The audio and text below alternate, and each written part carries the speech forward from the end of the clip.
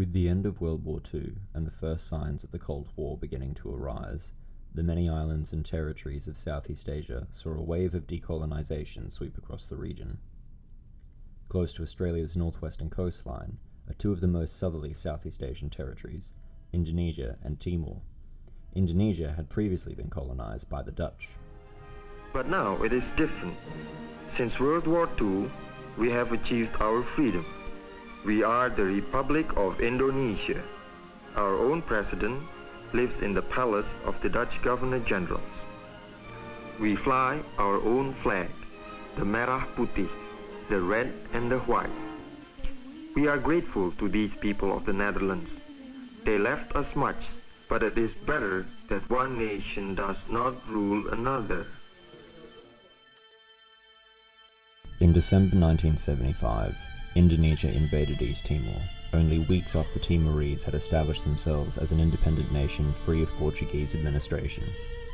Within the first year of Indonesia invading, 100,000 East Timorese had been killed, with a third of the total population having been murdered by the end of the occupation. On the 16th of October 1975, while attempting to capture footage of and draw attention to Indonesia's guerrilla incursions prior to their full-scale invasion, 5 journalists for Australian news networks were killed by Indonesian soldiers in the Timorese town of Balabo. The day before they were killed, Greg Shackleton, Australian journalist for Channel 9, recorded this footage and, among others, asked these 2 very important questions. Why, they ask, are the Indonesians invading us? Why, they ask, are the Australians not helping us? Why did Indonesia invade East Timor? And how did Australia respond? East Timor did not achieve its independence so soon after World War II, like many of its neighbours, instead remaining under Portuguese administration until 1974. With the Carnation Revolution and the fall of Portuguese leadership, a power vacuum formed in East Timor, leading to the development of several political factions, most significantly the Timorese Democratic Union, or UDT, and the Revolutionary Front for an Independent East Timor, better known as Fretilin. Initially, these 2 groups formed a coalition. With the end of the Vietnam War on the 30th of April, Indonesia's President Suharto was able to capitalize on the anti-communist sentiment of the period, justifying annexation of East Timor as the removal of communist leaders who were attempting to spread communist instability, continuing the stance so in line with the massacres carried out a decade prior. It was this climate that, according to Peter Murphy and John Burley, led to UDT leaders entering into a civil war with their previous allies. So great was the fear of communists that the UDT were convinced that if they did not take action, and soon, then the Indonesian military were bound to intervene. Fretilin leadership consistently denied this allegation of communism, with even the US State Department only referring to Fretilin as being vaguely leftist. Indonesian conspirators also sought to create discord within the Timorese parties and attempted to destabilize East Timor's independence movement overall, with Indonesian propaganda being one of the catalyzing provocations for the civil war. In August, Fretilin leaders were rounded up by UDT members and executed, with Fretilin retaliating and executing UDT captives over the following weeks themselves. Within a few months, the civil war was over, and the Fretilin Central Committee, aware that they were facing imminent invasion, declared the independence of the Democratic Republic of East Timor.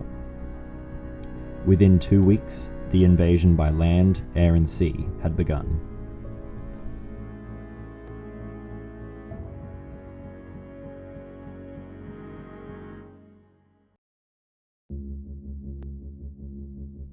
Despite having fought alongside the Timorese during World War II against the Japanese, the Australian government provided no military support and did not protest Indonesia's invasion at all. US intelligence was aware of Indonesian aggression since September, and 3 separate messages had been channeled to the Australian government from the Australian Embassy officials in Jakarta from the 13th through to the 16th of October, alerting them to the incursions, and still nothing was done. So unconcerned was the Australian government that both the Balabo 5 and a 6th journalist, Roger East, were murdered. Understanding Indonesia's invasion and occupation of East Timor and Australia's unique response requires first an understanding of the overlap of goals shared between Suharto's regime, Australia's industry and political interests, and the United States' foreign agenda, namely preventing the spread of communism and oil.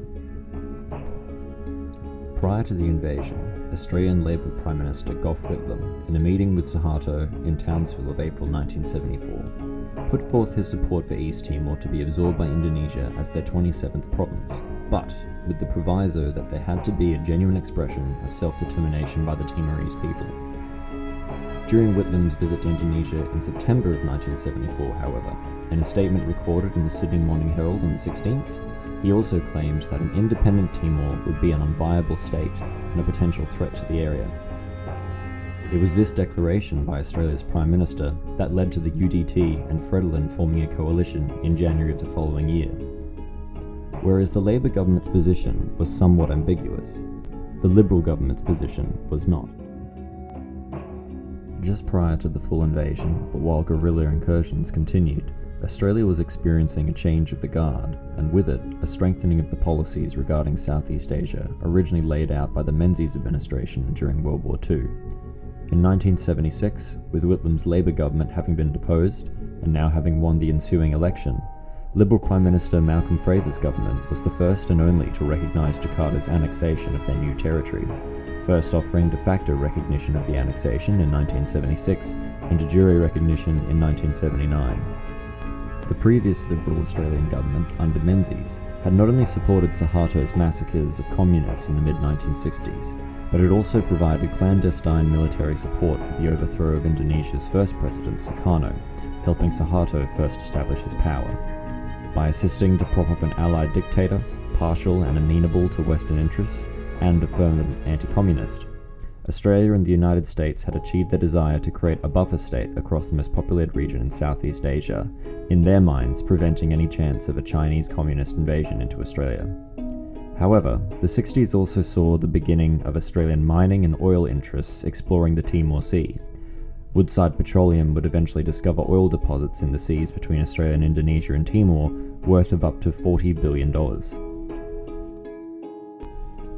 By supporting Suharto, this led to an agreement between the Australian government and the Indonesian government regarding the seabed boundary between the two coasts of both nations, which was signed in 1972, and allowed Australia access to resources outside their original seabed boundary.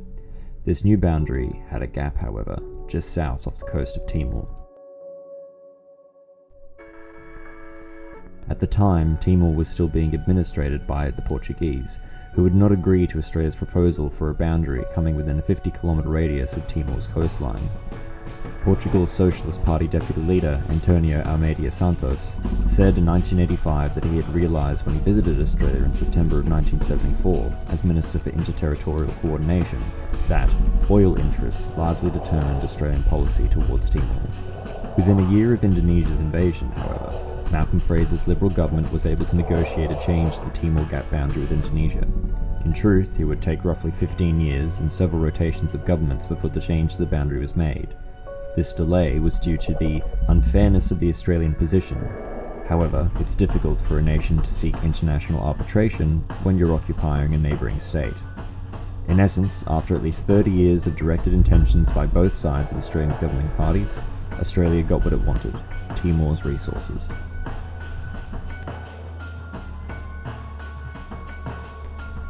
Why did Indonesia invade East Timor?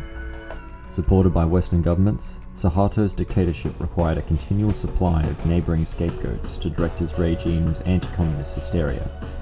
By occupying the territory, Suharto was now able to negotiate the Timor Gap boundary on behalf of the Timorese, and Australia, by offering no opposition to, and in fact accepting Indonesia's annexation of Timor, was now able to secure vast and massively profitable reserves of offshore oil.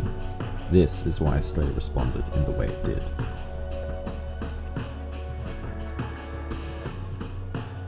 Although Suharto fell from power in 1998, and East Timor, now Timor-Leste, finally gained true independence in 1999, the legacy of these events is still seen today in the ongoing trial of Witness K and the only recently renegotiated Timor Sea Boundary with Australia.